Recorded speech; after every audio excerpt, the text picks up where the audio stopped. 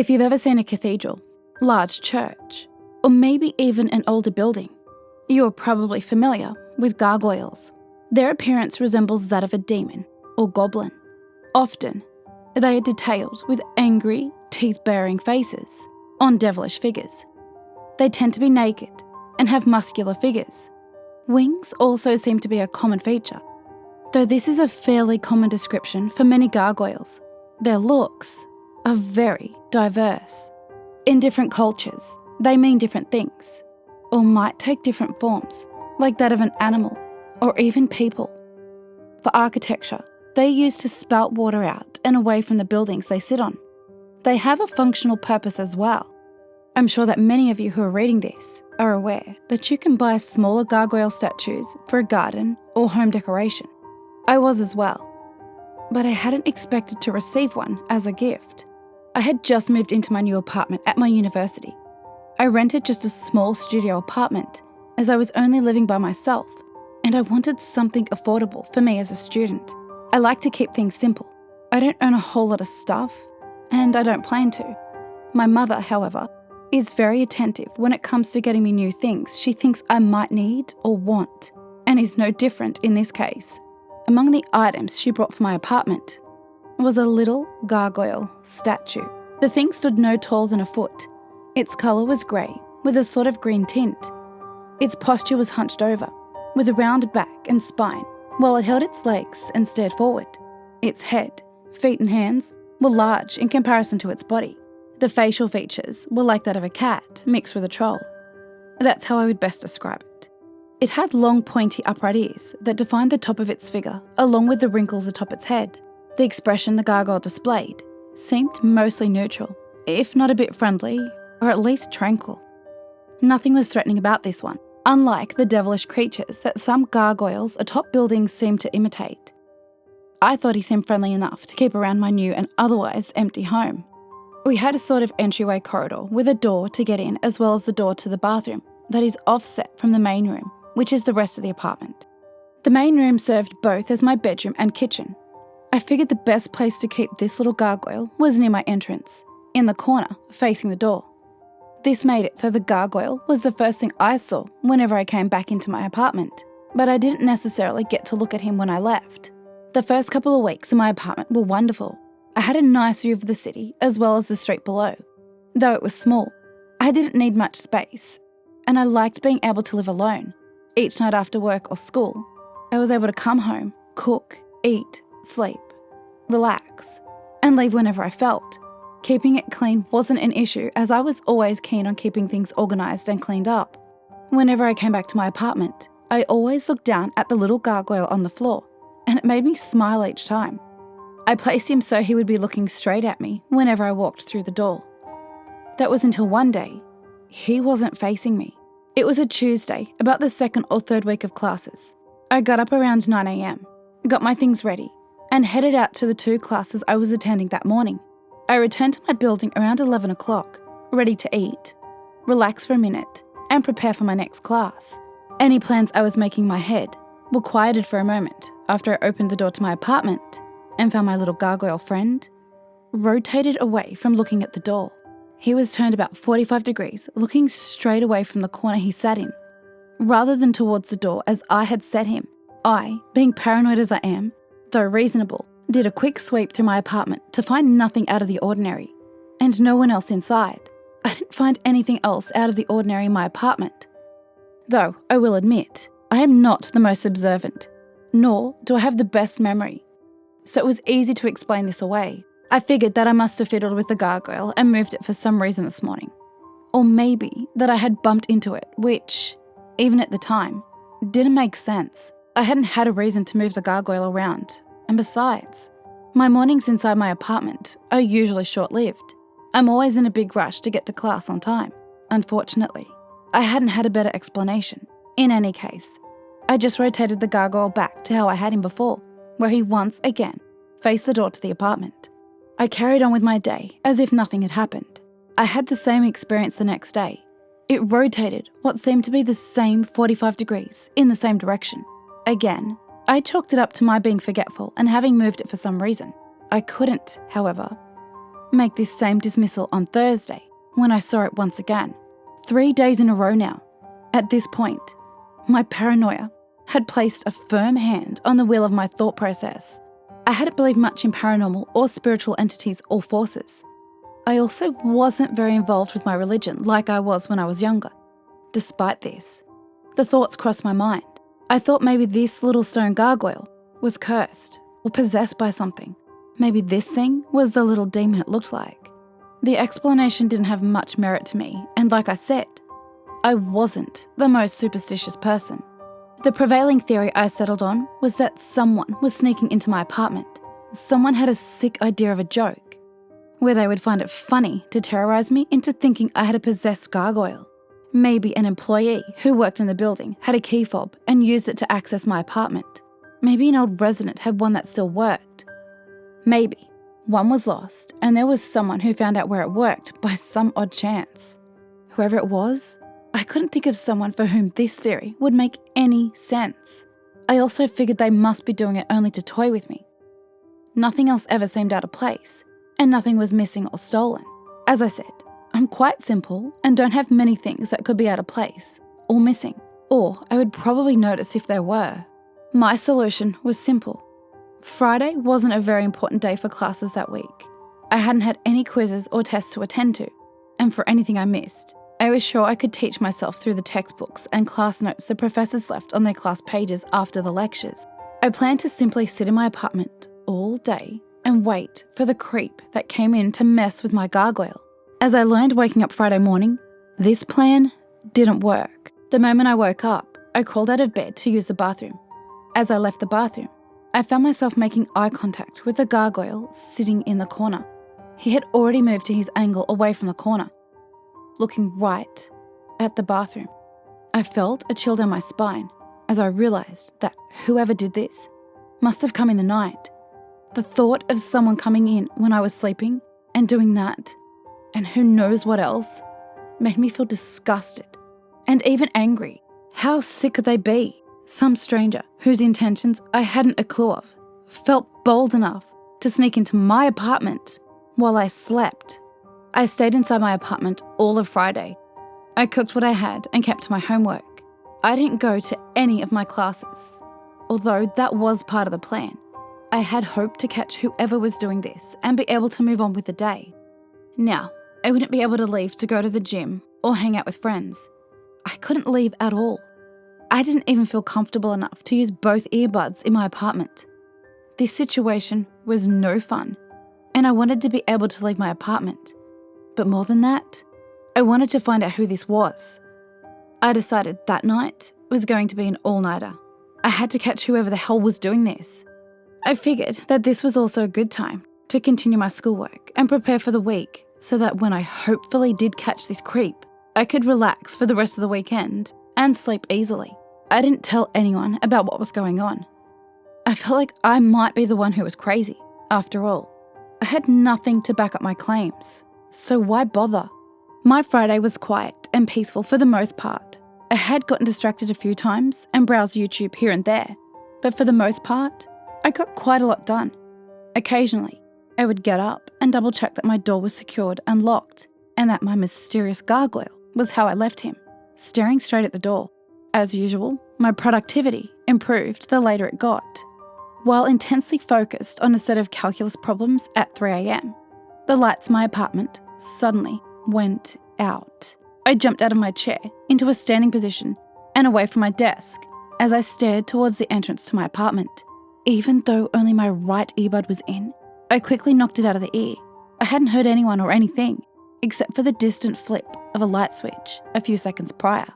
Because of the offset corridor, I couldn't see where the light switch was, or if someone was there. I grabbed the chef knife from my set of kitchen knives, as well as a steak knife. I stood for a moment in the dark. The only thing breaking the silence was my rapid heartbeat and accelerated breathing. I felt a rush of adrenaline as I pumped myself up. I got angry. I told myself this is who was toying with me, and that they found this sick joke humorous. I screamed that whoever was in here ought to leave before I took care of them myself. I didn't get a response. My fear and anger got the better of me as I told myself whoever was in my apartment right now was going to get what was coming to them. I marched over to the corridor to find there was no one there. I glanced to my left at my feet and saw that my gargoyle had moved again. Like the last time, he faced 45 degrees away from where I had placed him, right towards the bathroom door. I shot a glance towards the door, which was slightly ajar. There was someone in my bathroom.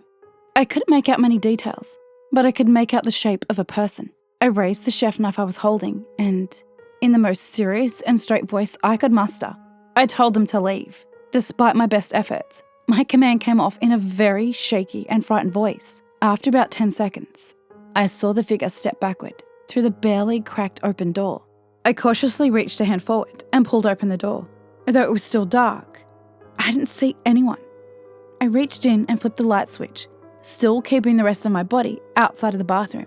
There wasn't anyone there. I stepped in and checked the shower and cabinet, as if anyone could fit in there, but didn't find anything. I just stood in the middle of my bathroom, alone, confused, and thinking of what the hell could have possibly happened. My gaze met the gargoyle's, who was staring right back at me. My paranormal theory seemed a lot more plausible to me now, and one I was starting to believe in more with every passing second. The rest of my night was uneventful. I continued my work whenever I was calm enough. I couldn't stop taking looks back towards my door, towards where the gargoyle sat. I kept on like this for the entirety of Saturday. I didn't eat anything that day. I didn't have an appetite. I worked slower while my eyes became heavier.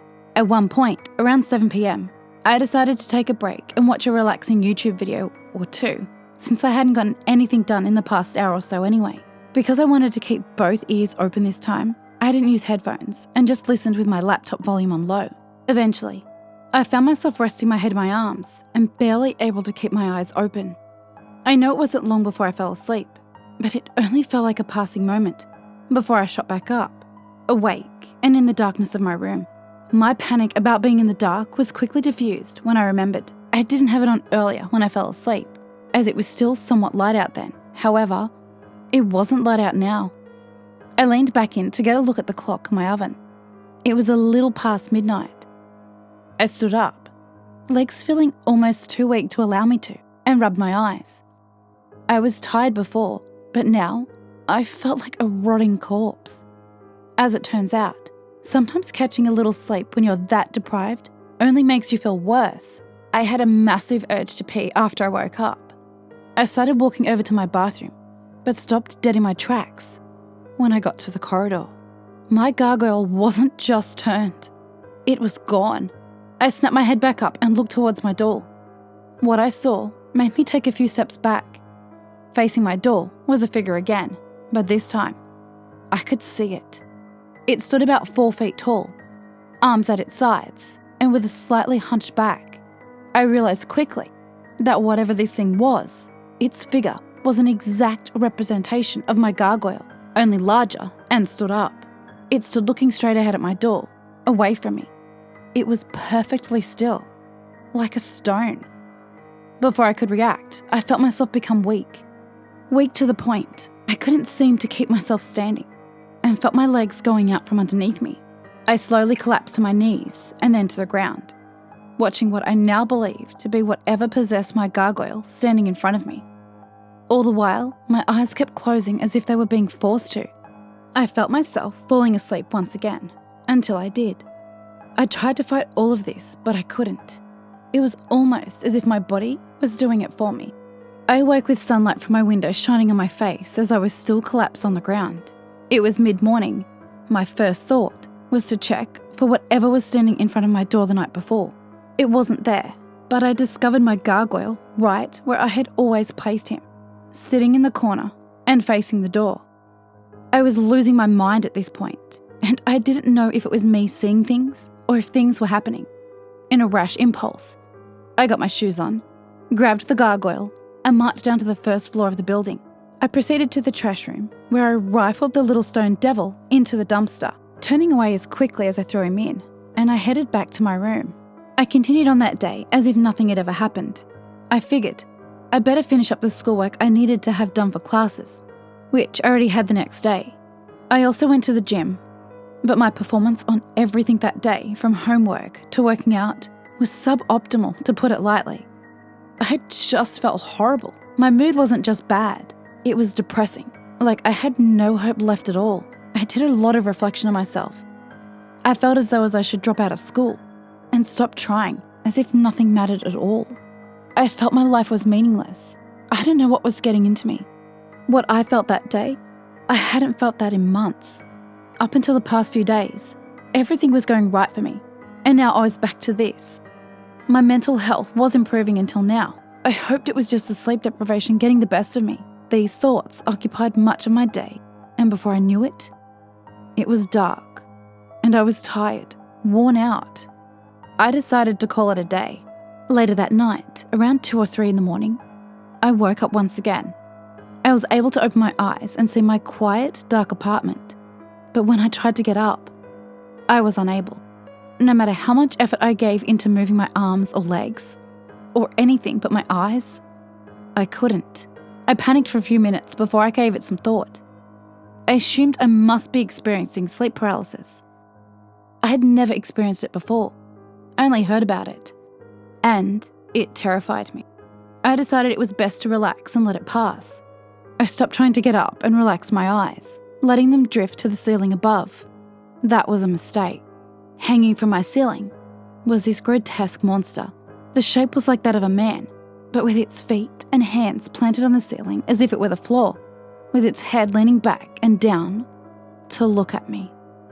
Its spine was bent to a gut-wrenching degree, impossible for any person. The body was darker than my room in the middle of the night. That's all I could remember, besides that its skin shimmered in the little amount of streetlight that came through my window. My focus was locked on its eyes, its piercing, bright blue eyes. They were the only thing that stuck out in the darkness. They had the slits of snake's eyes, and when I looked into them, I knew that what I was looking at was pure evil. It dropped from the ceiling and onto my bed, just over me. I could feel its power and weight when it landed, perfectly placing its head over mine and looking straight into my eyes. It began to laugh with a vibration in its voice, as if it were coming in from a speaker or radio rather than from vocal cords. It leaned in, almost touched its crooked nose with mine, and bore its teeth. Now that he's gone, you're mine. It whispered to me before opening its mouth and sticking its forked serpentine tongue out and running it along my face. Right at that moment, it was ripped from the top of me and I was suddenly able to move again. I sprang from my lying position to the bed to see what happened. The thing that had been on top of me was now being held high in the air, almost to my ceiling. It was wailing in pain as it scrambled to reach its arms behind its neck and squirmed about, kicking its legs in the air. It was trying to reach a large grey arm that held him there, unmoving. Attached to that arm was none other than my gargoyle. This time, he was an immense size. Its face, still the same as it had always been, like a mask, stared up at the creature it possessed in its grasp. But only for a second. In an instant, the gargoyle slammed its hand, clenching the neck along with it, straight into the floor. Even over the tremendous boom and shake of the floor beneath me, I could hear bones crack as the creature continued to wail in fear and pain. The gargoyle proceeded to repeat this slam several times before it stopped and placed one firm foot on the creature's back. Bending down, it gripped the shoulder with one hand and the wrist with the other before yanking and tearing it off in one flawless motion. The creature let out another scream, but it had no power. It couldn't move. It couldn't do anything. The gargoyle repeated the procedure on the other arm. The creature had gone silent. This didn't stop the gargoyle from finishing the job. It leaned in and grabbed the head with its hands, violently twisting. I heard grotesque sounds of snaps and the tearing of flesh before the head came loose. The gargoyle raised it and looked it in the eyes for a short minute before it looked toward me. I was still shaken with fear. I just witnessed a little stone statue turned gargantuan monster, rip, and tear apart some sort of evil spirit.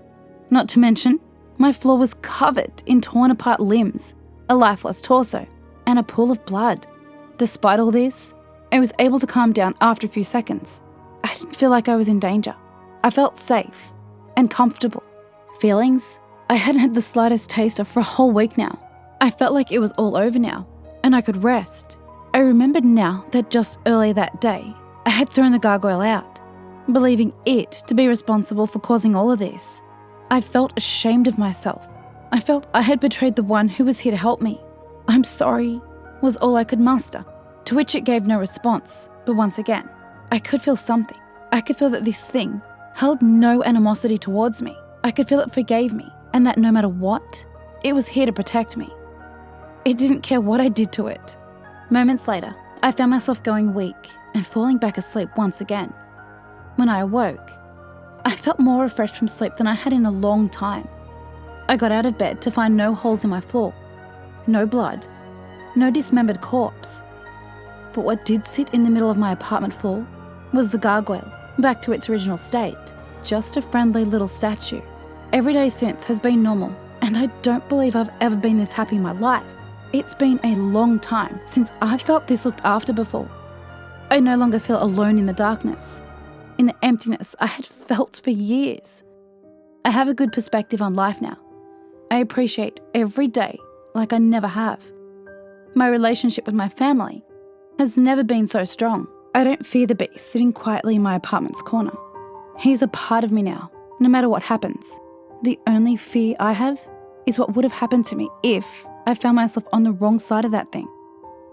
And I don't intend for that to ever happen. I know he will always be with me. A few days after all of this, I was just leaving my apartment when one of my neighbours, whom I had never even talked to before, approached me as if she had an urgent question or something to tell me. "Hey, I heard some super loud noises coming from your place the other night. It sounded like you were taking a sledgehammer to something. Is everything all right?" Surprised, I only smiled and replied, "Oh yeah, everything's all right. I don't think you'll ever be hearing anything like that again."